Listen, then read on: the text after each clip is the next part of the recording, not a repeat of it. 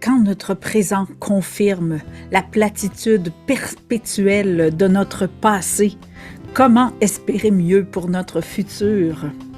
Tellement d'espoirs déçus, tellement de tentatives de toutes sortes pour que les choses changent, mais qui blâmer et comment sortir du jour de la marmotte?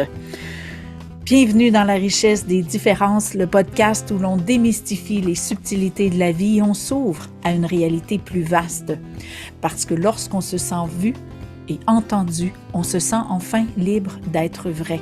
Chaque épisode est une invitation à revoir et à créer ta propre vérité.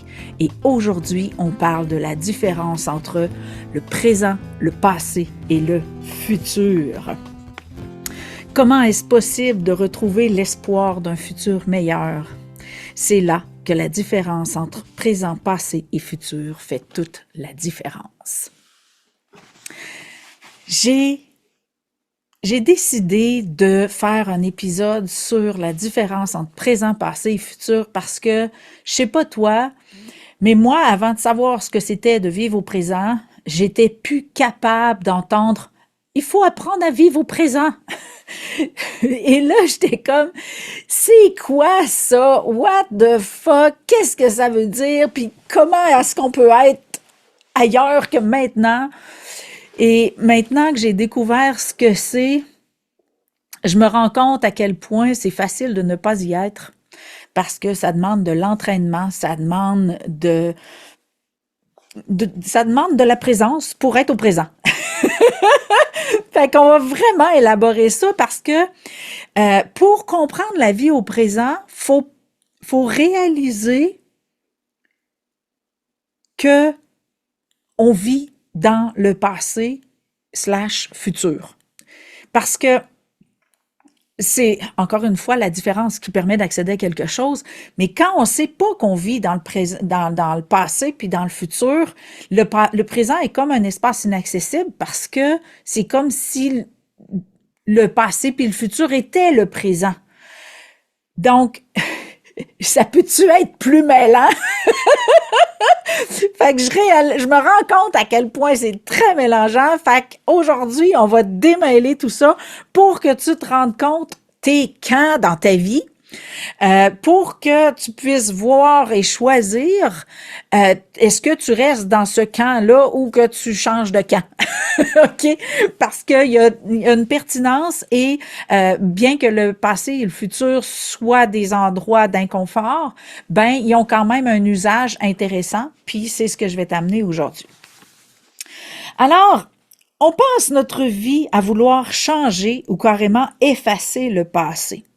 Le reste du temps, on espère un futur meilleur.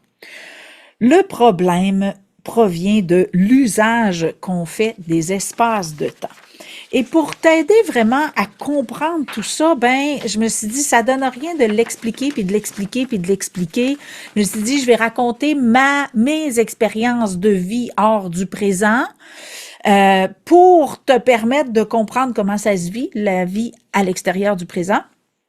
Et après ça, je vais t'amener la différence entre les trois pour que ce soit plus facile à saisir, à comprendre. Fait que j'ai comme divisé mon processus de transitoire, donc l'égarement jusqu'au présent, en 4 étapes de ma vie pour faciliter l'intégration. Premièrement, comment j'ai vécu nulle part pendant longtemps à seulement fuir maintenant. Je me suis rendu compte, puis j'en parle dans mon 2e livre, il y a une section où est-ce que j'explique toutes les sortes, ben pas toutes parce que je serai encore là, mais les principales sources de fuite.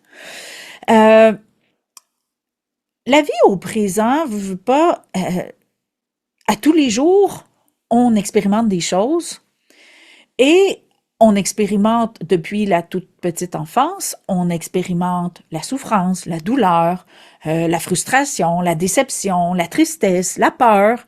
Donc, on a expérimenté pas mal plus d'inconfort que de confort dans notre enfance.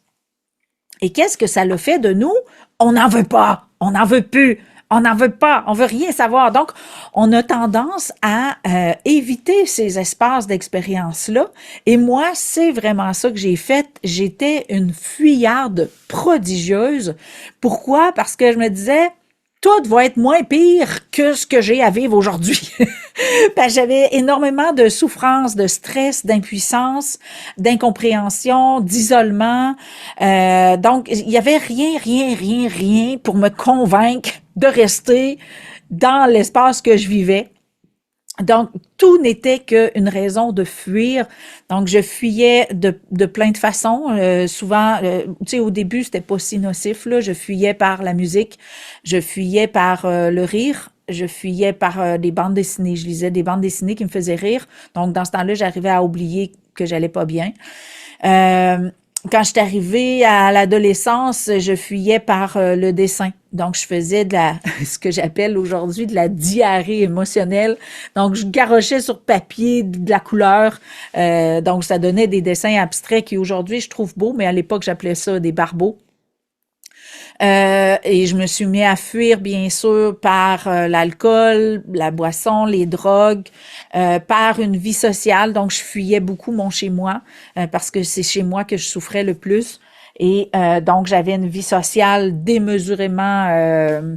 tu sais, j'allais beaucoup vers l'extérieur. Donc, tout ce qui me permettait d'oublier que je souffrais, je le faisais. Et c'est sûr que quand tu as une vie sociale, ben tu as d'autres choses à penser que tu vas pas bien. Fait que j'avais une vie sociale active. Même que je me souviens qu'à la polyvalente, j'avais une gang d'amis de toutes. Tu sais, j'avais une gang sportive, j'avais une gang de brosses, j'avais une gang de fumeux de drogue, j'avais une gang de filles, j'avais une gang de musiciens. J'avais vraiment, j'avais une gang pour tous mes états d'esprit.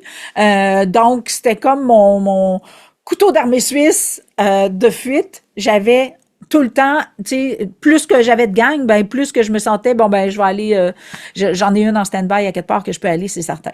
Donc, je fuyais beaucoup par la vie sociale. Après ça, ben quand est arrivé le temps de travailler, ben le travail était non seulement un espace de fuite, mais de réalisation en plus. Fait que j'étais comblée, j'étais au septième ciel.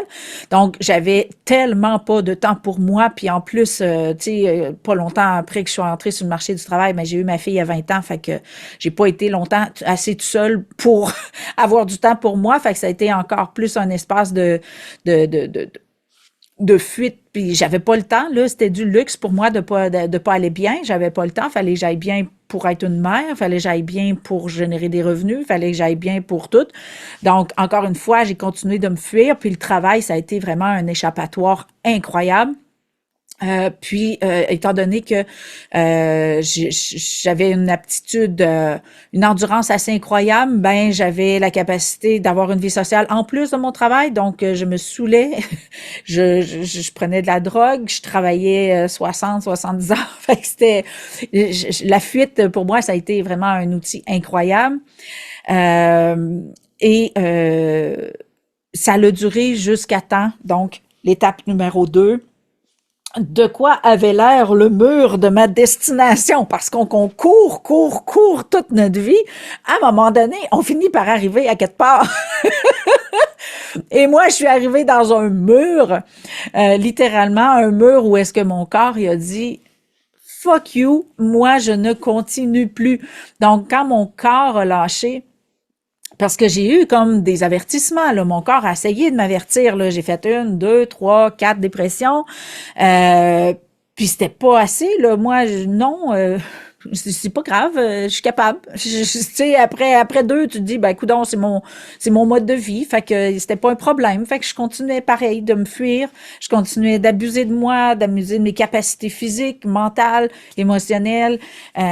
Donc, quand le mur a été, mon corps a cessé de fonctionner correctement. Donc, que ce soit pour respirer, que ce soit pour dormir, pour digérer, pour évacuer, il n'y a plus rien qui marchait. Donc, ça a été l'espace où est-ce que je me suis dit, puis tu sais, j'avais eu quand même mes 4 dépressions, mon diagnostic de bipolarité, la fibromyalgie, puis tu sais, tu te dis à un moment donné, la vie, ça peut-tu être d'autres choses? Et à l'époque, j'ai vraiment posé la question en ne sachant pas s'il y avait d'autres choses. Tu sais, je me rappelle que il y avait juste ça, la vie. C'était juste de la merde. C'était juste du drame, de la souffrance, euh, tout le temps, tout le temps. C'était la seule chose qui existait. Puis c'est ce qui m'a vraiment motivée à créer ce podcast-là à la base, parce que j'ai réalisé que quand on trempe dans une réalité d'égarement, donc qu'on soit sous l'emprise d'un ego, d'un schéma de vie, d'un schéma relationnel, d'un schéma identitaire, peu importe, quand on est égaré, un, on se voit pas, et deux, on pense que c'est la seule chose qui existe. On pense que tout le monde vit leur vie comme nous. Puis c'est là que je me suis dit, crème, quand j'ai lancé mon podcast, les gens doivent se voir et savoir qu'il y a d'autres choses qui existent. Parce que moi, quand je me suis égarée, je savais pas qu'il y avait d'autres choses qui existaient. J'étais convaincue que ce que je vivais, tout le monde le vivait et qu'il fallait faire de son mieux pour manger le char de marde qu'on avait à tous les jours. Puis, quand j'ai posé la question, la vie, ça peut-tu être d'autres choses? Et que j'ai été comme confrontée à j'ai envie que la vie soit d'autres choses, puis je vais tout faire pour que la vie soit d'autres choses. Et j'ai comme j'ai comme choisi de croire qu'il y avait d'autres façons de vivre la vie. Et la vie m'a amené un livre qui a eu un impact assez important. C'est le livre du pouvoir du moment présent de Eckhart Tolle. Et lorsque j'ai lu ça, il s'est passé toutes sortes de déclics. Puis à cette heure, quand je le relis, je suis comme, c'est plus je vois plus qu'est-ce qui m'a saisi autant, mais je me souviens qu'il y a des choses qui m'ont saisi beaucoup. Et lorsque j'ai comme ce que j'ai compris du livre à l'époque, j'ai décidé de le mettre en pratique. Donc, ça veut dire que je me suis entraînée à être full là, full présente, tellement présente qu'il n'y avait plus rien qui me sortait de maintenant. Et je me souviens qu'à l'époque, je donnais des trucs. Quand j'ai démarré mon entreprise en 2017, je donnais des trucs aux gens pour s'entraîner à être présent. Et c'était vraiment farfelu, les trucs. C'était comme des trucs aussi banals que brosse-toi les dents avec l'autre main. C'était comme, regarde-toi t'habiller, là, puis regarde par quelle jambe tu commences à mettre tes bas, puis le lendemain, fais-le à l'envers. C'était, quand tu te laves les mains, là, lave-toi pas les mains tant que la température est pas exactement la température que tu veux. Donc, tous des petits trucs niaiseux, là, on va appeler les choses par leur nom, mais des petits trucs suffisamment niaiseux pour que ce soit facile. Parce que pour moi, qui était une grande paresseuse à l'époque, c'était important que ce soit facile de m'entraîner à quelque chose. Donc, j'avais toutes sortes de petits trucs pour m'obliger à être présente, pour être là, ici, maintenant, pour vivre le moment. Puis, j'ai réalisé par la suite que qu'est-ce qui nous sort du présent, c'est l'activité mentale.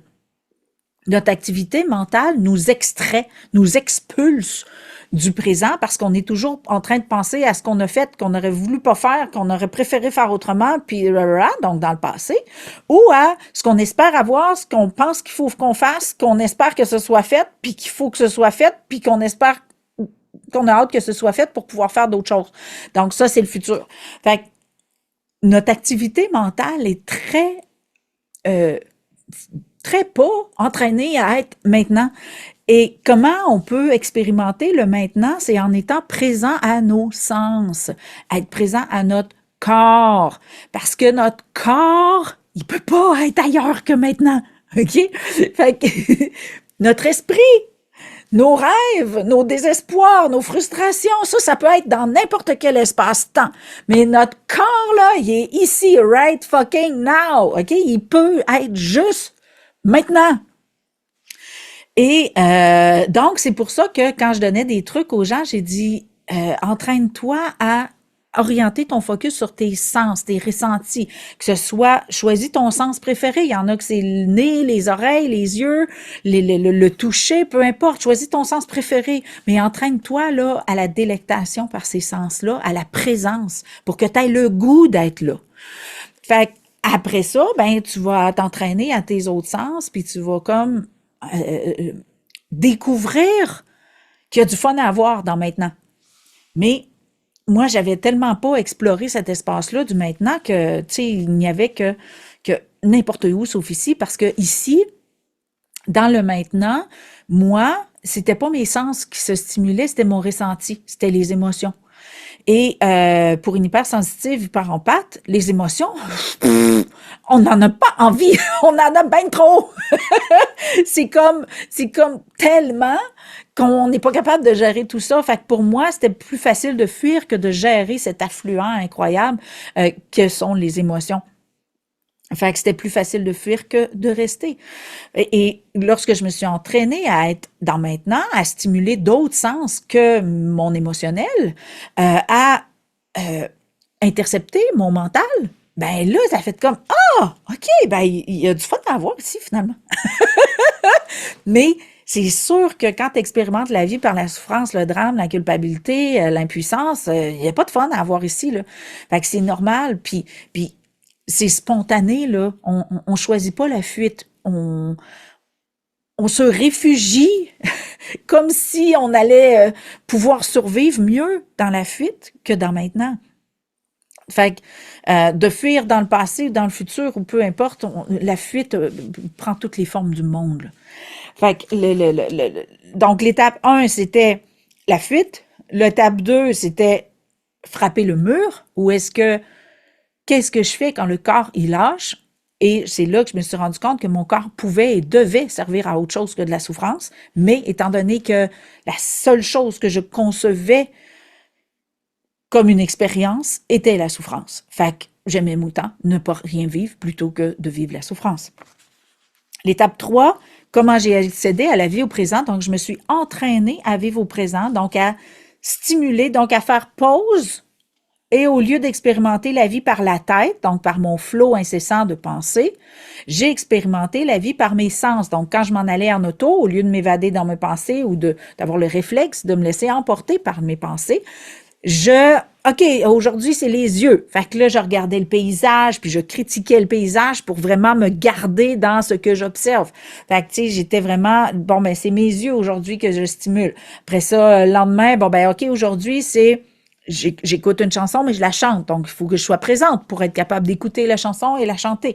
Et, après ça, ben ça a été mes mains, mon corps, donc me stimuler à être présente, comme je te disais, laver mes mains avec la bonne température, prendre ma douche, puis prendre le temps de ressentir la chaleur de l'eau, prendre le temps de ressentir que tous les muscles qui se relâchent, donc hyper présente à mon corps.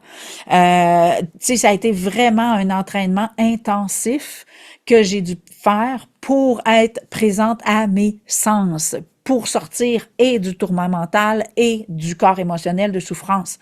Fait que ça a été vraiment un entraînement, là. C'est pas, je dis pas ça comme métaphore, là. C'est vraiment un entraînement à vivre au présent. Donc, ça a été par le corps. Et c'est vraiment par le corps que j'ai découvert la vie au présent. Il y en a peut-être qui prennent d'autres chemins.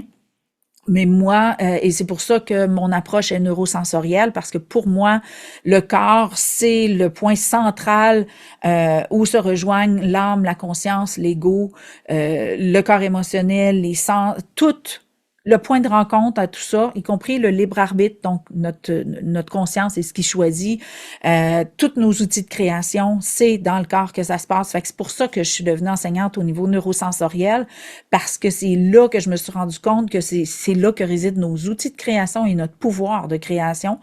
Parce que l'espace où le passé et le futur se gèrent, c'est par le corps dans l'espace-temps maintenant. Je suis comme, je te titille un petit peu parce que on va y aller tantôt, mais on y va pas tout de suite. Je vais finir. mon anecdote en te racontant pourquoi je n'y retournerai plus dans cet espace de fuite-là. Euh, Parce que je me suis rendu compte que dans le passé, le passé, maintenant, je le définis, je le caricature comme une école. Je fais souvent le parallèle à l'école parce que est-ce que, tu sais, en première année, deuxième année, troisième année, à l'école primaire, on a appris les mathématiques. Est-ce qu'on a passé toute notre enfance à se taper sa tête parce qu'on savait pas compter? Ben non, on apprenait à compter. C'était normal de pas savoir compter. Est-ce qu'aujourd'hui, on s'en veut puis qu'on est traumatisé parce qu'à une époque, on savait pas compter? Non. Pour écrire, c'est la même chose. Pourquoi c'est normal de pas savoir compter? Pourquoi c'est normal de pas savoir écrire? Mais pourquoi c'est pas normal de pas savoir gérer ses émotions, pas se connaître, pas se comprendre? L'enfance, c'est l'espace de découverte. C'est l'espace d'exploration. Puis, malheureusement, qu'est-ce qu'on s'est rendu compte, autant à l'école que dans la vie? C'est que les premières fois, on n'est pas bon. Puis c'est normal! C'est normal d'être pas bon quand on n'a jamais fait quelque chose. Mais qu'est-ce qui va faire que pourquoi que apprendre à compter puis apprendre à écrire c'est normal parce qu'on s'est pas défini. On s'est pas collé une étiquette identitaire d'ignare parce qu'on savait pas compter ou écrire parce que tout le monde était comme ça.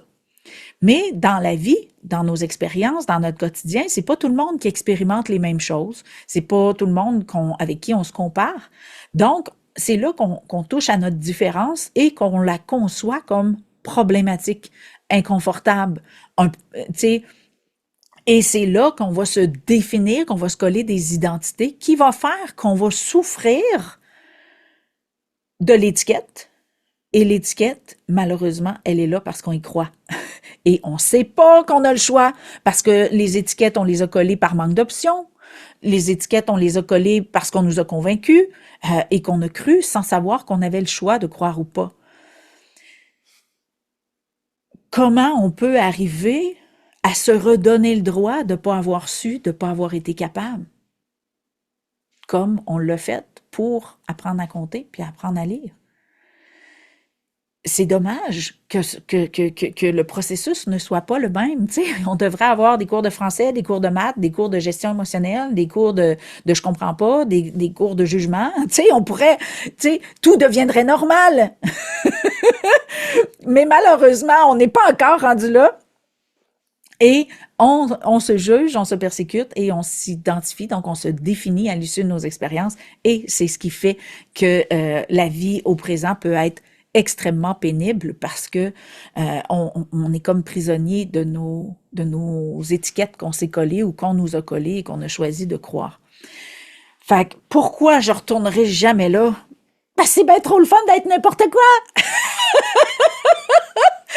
Un coup qu'on arrête de devenir adhérent à des entités, un coup qu'on arrête de se définir à l'issue de nos expériences et qu'on se restitue le titre officiel d'explorateur de la vie, d'étudieur de l'humanité, ou peu importe comment t'appelleras ça, si on redevient un explorateur, on redevient un étudiant, ben un étudiant par défaut, c'est quelqu'un qui sait pas puis qui vient apprendre.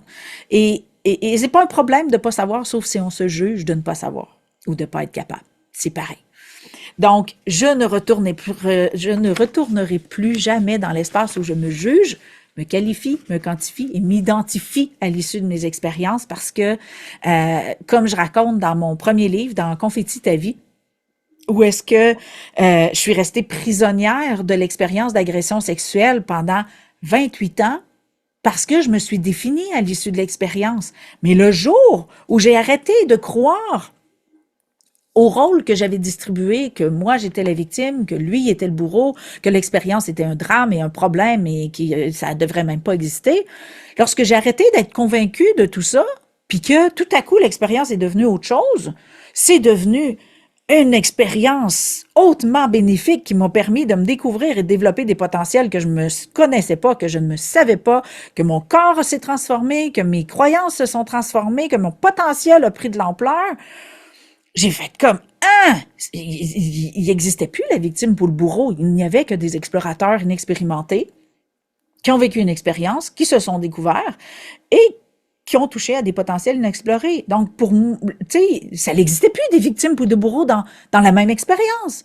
Et c'est ce que j'enseigne dans mon premier livre, où est-ce que j'enseigne comment transformer les expériences pour leur redonner le statut d'expérience et que ça l'arrête d'être des drames.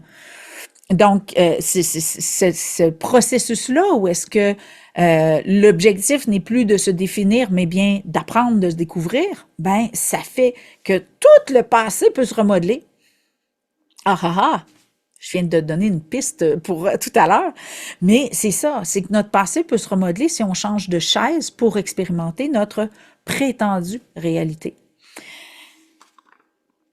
C'est ce qui termine l'espace de partage et qui nous amène aux enseignements. Donc, vraiment, concrètement, quelle est la différence entre le passé, le futur et le présent? Je les ai mis dans cet ordre-là parce que, autrement, on n'y comprend rien. OK. Et là, j'ai même mis des métaphores pour vraiment comprendre là, qu'est-ce que c'est. Donc, qu'est-ce que le passé? C'est des propositions acceptées, consciemment ou pas, des propositions acceptées consciemment ou pas, et des prétentions que rien ne peut changer ou s'effacer. Pourquoi j'appelle ça des propositions acceptées? C'est que lorsqu'on a vécu nos expériences passées, on existait sous une forme dans notre tête. Et lorsqu'on a vécu l'expérience, soit cette forme-là s'est confirmée, ou soit une autre forme s'est ajoutée. Mais on s'est défini. Donc, les rôles se sont distribués, que ce soit le nôtre ou ceux qui ont partagé l'expérience, ben les rôles se sont distribués. Et c'est comme si notre cerveau, qui a peu accès à la malléabilité de la réalité, le cerveau, là, lui, sa job, là, c'est de se souvenir pour te protéger. OK? Fait que sa job, c'est que quand tu vis quelque chose, ben lui, là, il part, là, puis il fait clic, clic, clic, clic, clic, clic, clic, il prend toutes les photos du monde pour se rappeler. OK? Et toutes ces photos-là sont non sélectives. OK? Donc, c'est sûr que si ça l'a fait mal, si ça t'a rendu triste, si ça te fait de la peine, ça t'a blessé, t'as eu honte, t'as eu peur, tout ça, ben c'est sûr qu'il va y avoir encore plus de photos parce que c'est des choses qu'on veut pas qu'ils se reproduisent parce qu'on n'était pas bien, on n'était pas heureux. Fait que le cerveau va prendre encore plus de photos. Là, rappelle-toi ça, rappelle-toi ça. Là. Mais le but, c'est pas de s'en rappeler. C'est qu'on sait pas comment l'utiliser, ces photos-là. Ces photos-là doivent servir à savoir qu'il y a des situations, relations, expériences dont tu préférerais que ça se reproduise pas. Maintenant que tu sais que ça existe, tu vas pouvoir développer des compétences, des connaissances, des aptitudes, des talents, du potentiel pour éviter que ça se reproduise. Donc, quand tu arrives dans un futur présent, c'est mélangeant, quand tu arrives dans ton prochain présent, par le biais du futur, t'arrives, puis là, pouf, il y a des images. Donc, le cerveau, il va ressortir les photos de ton passé qui t'a fait du mal. Mais c'est pas pour te dire, check comment tu vas te planter, check comment tu vas souffrir. Le cerveau, il dit, tu te souviens, tu l'as déjà vécu, fait que tu sais qu'est-ce que tu as besoin. C'est ça qu'il dit, le cerveau. Parce que normalement, tu serais supposé d'avoir voulu t'améliorer à partir de ton expérience, pas rester pris là. Mais étant donné qu'on s'est défini, ben, tout ce qu'on fait quand on revit l'expérience, c'est confirmer l'identité. Mais c'était pas se définir, c'était développer du potentiel. Quand ils ramènent les photos, t'es supposé d'utiliser le potentiel développé, pas confirmer ton identité poche. Tu comprends-tu? Fait que c'est là que tout le passé prend une dimension nouvelle parce qu'on peut faire quelque chose avec. On peut arrêter de se torturer et on peut l'utiliser. C'est ça qui est vraiment cool.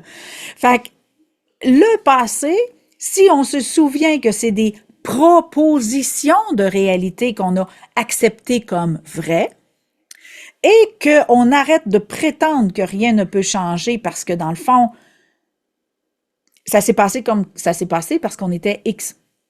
Aujourd'hui, on est Y. Donc, ça peut se passer différemment. Alors, si on utilise les photos comme il faut, ben, on est capable d'utiliser notre passé pour améliorer notre présent. OK? J'espère que c'est clair parce que c'est vraiment l'usage des photos du passé qui fait faire la différence dans ton présent. Maintenant, le futur. Qu'est-ce que c'est que le futur? C'est des hypothèses et propositions. Et si c'est vécu au présent, c'est des espaces de choix.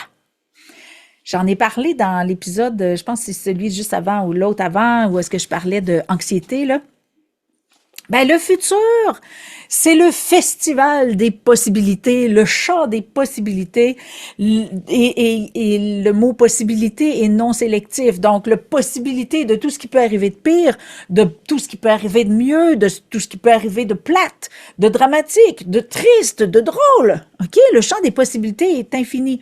Mais c'est sûr que notre cerveau va avoir tendance à vouloir, lorsque on regarde en projection du futur, ben comment il va arriver à savoir ce qui va se passer dans le futur, et c'est là qu'on se fait avoir le solide, on se fait littéralement fourrer. Pour les Français, on se fait baiser, OK? Pourquoi le futur est souvent le pire? Parce que le cerveau, quand il essaye d'anticiper quelque chose qu'il connaît pas, ben sa seule ressource, c'est d'aller checker dans l'album de photos. OK? Fait que, et c'est sûr que dans l'album de photos, il y a pas mal plus d'échecs, de déceptions, de frustrations, de tristesse, de blessures, de traumas, ou peu importe. Fait qu'il va prendre la première du bord, là. Et malheureusement, c'est ceux-là qui arrivent le plus souvent, c'est ça qui a la plus grande quantité. Donc, il peut créer qu'à partir... Donc, le cerveau, pour créer son futur, il part du passé. Donc, qu'est-ce qui, par définition, c'est quoi la seule chose qui n'existe pas dans le futur? C'est de la nouveauté. Pour le cerveau, toute hypothèse futuriste est basée sur des expériences du passé. Puis là, je dis cerveau / ego, là, on rentrera pas là-dedans, là, ça c'est à l'école qu'on parle de ça. Mais ici, on va mélanger cerveau, ego, hamster, là, on va tous les mettre dans le même pot, là. Même si c'est 3 espaces de création différents, ils jouent à peu près toute la même game quand vient le temps de gérer les photos. Fait que si tu veux permettre de la nouveauté dans ta vie, tu dois t'entraîner à dire, cette photo-là, j'en ai plus besoin. OK? Cette photo-là, je savais pas, maintenant je sais. OK? J'ai plus besoin de cette photo-là. Aujourd'hui, je crée de la nouveauté. Donc, qu'est-ce que c'est le présent? Définition numéro 3. Qu'est-ce que le présent? C'est la malléabilité perpétuelle de la réalité. C'est l'accès à la dualité par le choix. C'est le retour à la vie par la conscience. Ouh! Des grands mots que je vais t'expliquer, bien sûr, que je te laisserai pas bing-bang avec ça.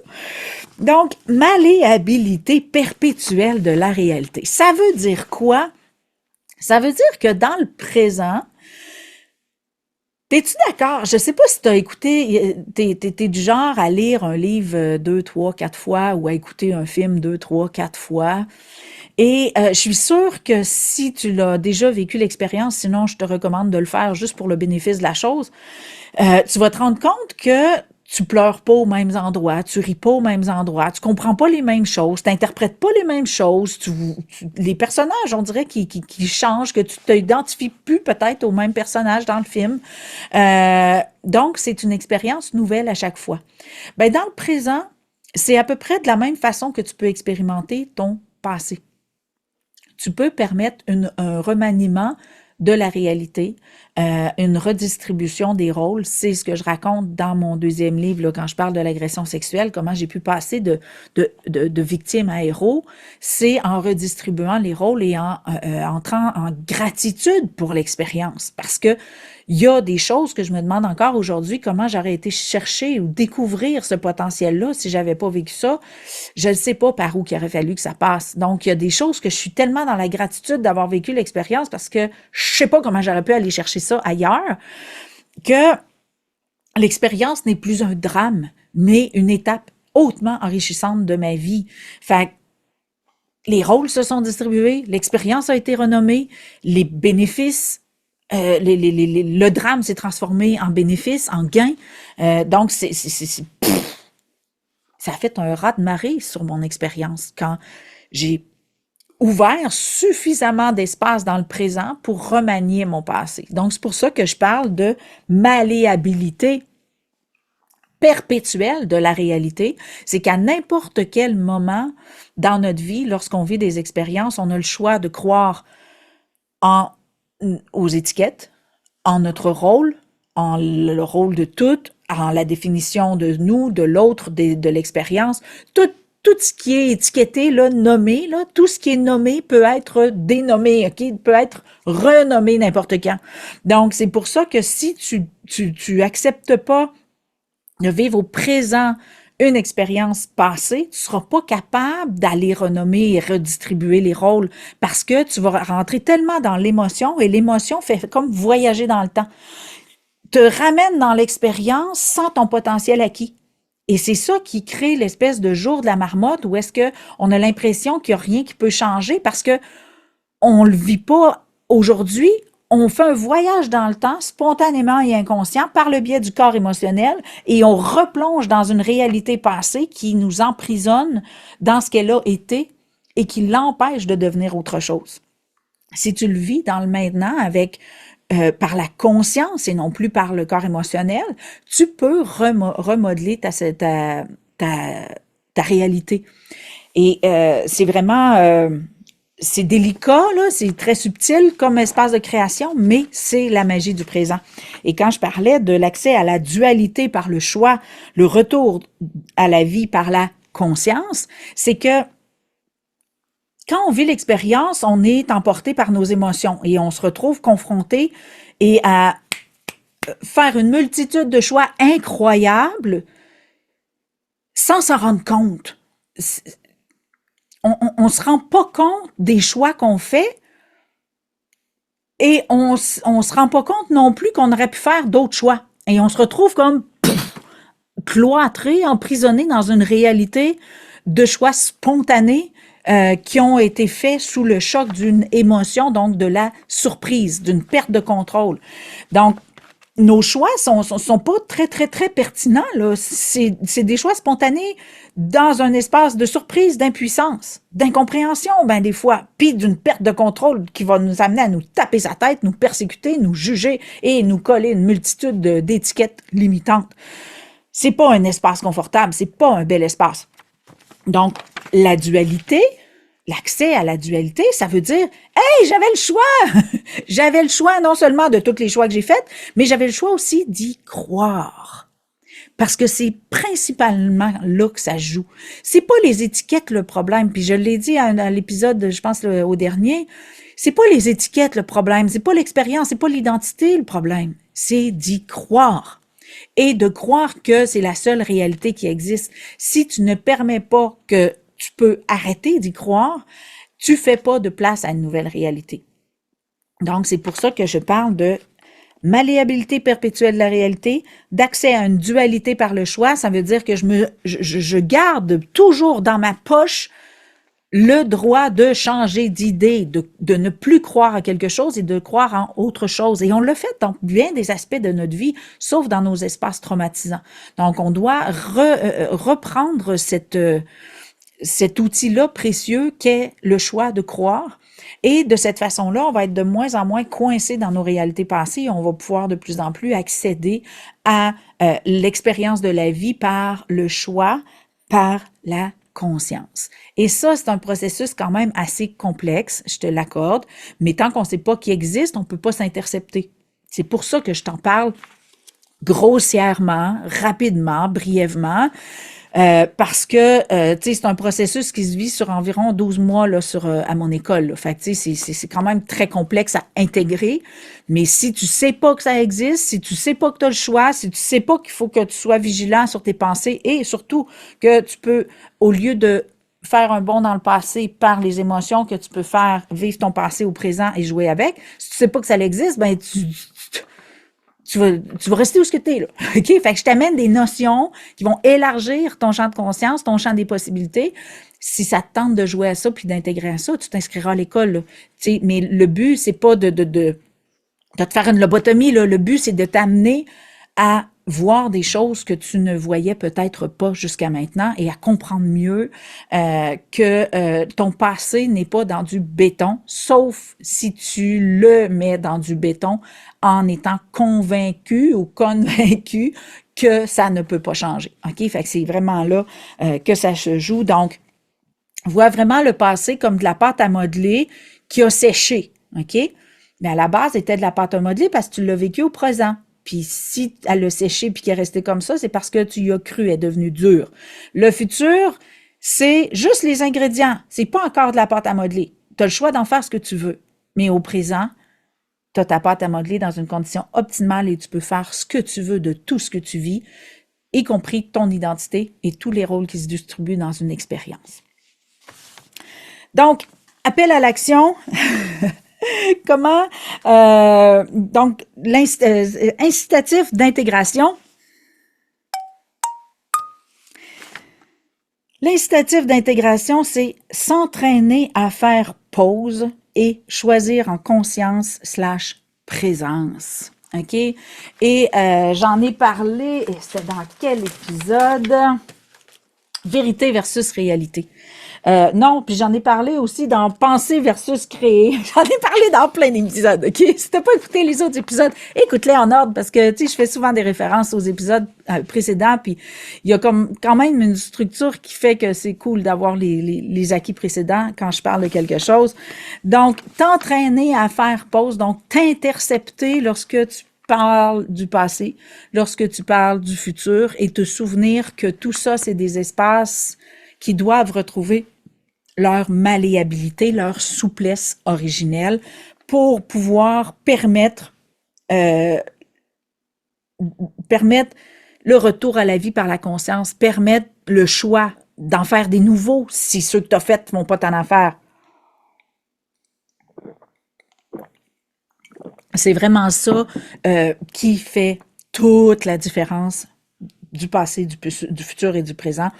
Donc, entraîne-toi à faire pause, surtout quand tu es les espaces les plus convaincus, là, quand dès que tu dis toujours, tout le temps, encore, je suis sûr, je sais pas moi, c'est certain, tout ce qui quand tu parles, là, tu dis que tu sais les choses, là, ben ça, c'est des espaces où que tu t'as mis du béton, puis que tu es coincé dans une réalité. Intercepte-toi, puis soit demande-toi pourquoi tu es convaincu, puis demande-toi si tu es obligé d'être comme ça à la vie, à la mort. OK? Ces deux questions-là vont vraiment te donner un bol d'air pour redonner un petit peu plus de souplesse à ton passé. Alors, je termine avec le mantra du jour qui va te permettre de faciliter l'intégration de cette posture-là où est-ce que tu redonnes de la souplesse à ta réalité. Puisque je sais maintenant que le passé et le futur ne sont que des propositions de réalité, je m'ancre dans le présent pour choisir et créer une réalité confortable. Je répète, puisque je sais maintenant que le passé et le futur ne sont que des propositions, je m'ancre dans le présent pour choisir et créer une réalité confortable.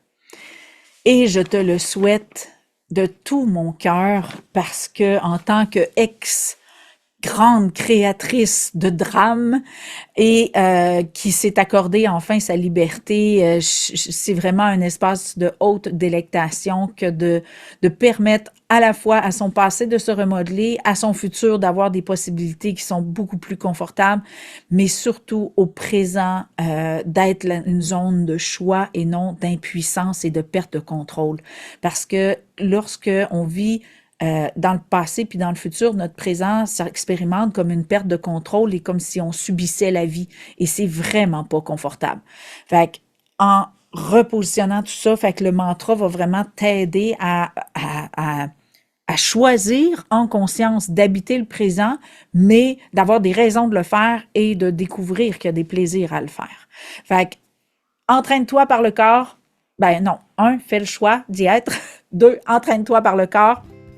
Et 3, souviens-toi que tout peut changer et qu'un choix peut faire toute la différence. Alors, je te remercie pour ton écoute. Je t'invite grandement à partager.